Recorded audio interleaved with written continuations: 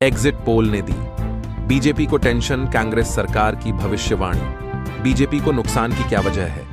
हरियाणा में विधानसभा चुनाव के लिए बीते शनिवार को वोटिंग हो गई। अब इंतजार है 8 अक्टूबर का, जब फाइनल नतीजे सामने आएंगे। 8 अक्टूबर को पता चलेगा कि बीजेपी यहां जीत की हैट्रिक पूरी करेगी या फिर 10 साल बाद कांग्रेस की सत्ता में वापसी होगी। लेकिन वोटिंग के बाद जो एग्जिट पोल सामने निकल कर आए हैं, उनसे बीजेपी की नींद उड़ गई है। तो कांग्रेसियों के मन में लड्डू फूट रहे हैं। हरियाणा में बीजेपी तीसरी बार सत्ता पाने की जद्दोजहद में है। एग्जिट पोल सर्वे संकेत दे रहे हैं कि सत्तारूढ़ बीजेपी 1 दशक के बाद सत्ता खोने वाली है। इस वीडियो में जानते हैं कि बीजेपी की मौजूदा स्थिति के पीछे आखिर कौन सी वजह जिम्मेदार है। आखिर ऐसा क्या कुछ रहा जो बीजेपी इस बार हैट्रिक से चूकने वाली है। बेरोजगारी, हरियाणा में बड़े स्तर पर बेरोजगारी है। 2021-2022 में हरियाणा की बेरोजगारी दर 9% थी, जो राष्ट्रीय दर 4.1% से दोगुना से भी ज्यादा थी। बीजेपी सरकार ने अपने चुनावी घोप फड़ा पथ में 2 लाख नौकरियों का वादा किया था, लेकिन अपने 2 कार्यकाल के दौरान करीब 1.8 लाख खाली पदों को भरने में वह फेल रही।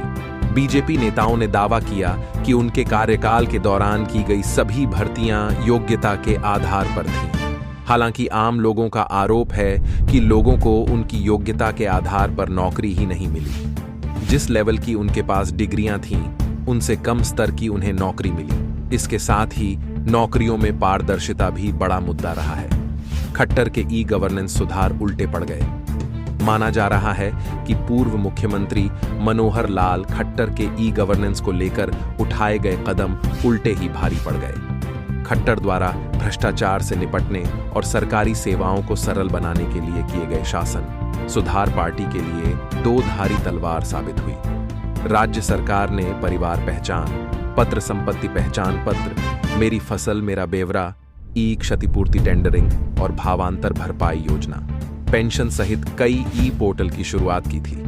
लोग सरकार से नाराज थे क्योंकि उन्हें इन योजनाओं का फायदा ही नहीं मिल पा रहा था। इसको लेकर लोग अक्सर तंज भी करते थे खट्टर सरकार पर कि यह तो पोर्टल वाली सरकार है। किसानों और पहलवानों के मुद्दे, माना जा रहा है कि बीजेपी के लिए बहुत हद तक किसानों के मुद्दे और महिला पहलवानों पर बीजेपी नेताओं की चुप्पी ने भी कुछ हद तक प्रतिकूल माहौल पैदा किया। जिस तरह से महिला पहलवानों के साथ दिल्ली में व्यवहार किया गया, उससे भी खापों को नाराजगी हुई। राज्य सरकार ने किसानों को लुभाने के लिए कई फैसले तो लिए, लेकिन वे कागजों तक ही सीमित रहे। अगस्त 2024 में 24 फसलों पर MSP देने का फैसला हुआ। लेट से लोक लुभावन योजनाओं का ऐलान। राज्य सरकार ने सरकारी भर्ती में 10% आरक्षण आयु में छूट और रिटायर्ड अग्निवीर को बिजनेस के लिए लाख तक ब्याज मुक्त लोन देने का ऐलान किया। इसके बाद ही बीजेपी के लिए यह हकीकत नहीं बन सका, क्योंकि इसका ऐलान चुनाव से ऐन कुछ वक्त पहले किया गया। इससे लोगों को विश्वास नहीं हुआ, बल्कि लोगों ने तंज कसने शुरू कर दिए कि चुनाव के समय ऐसे ऐलान किए गए।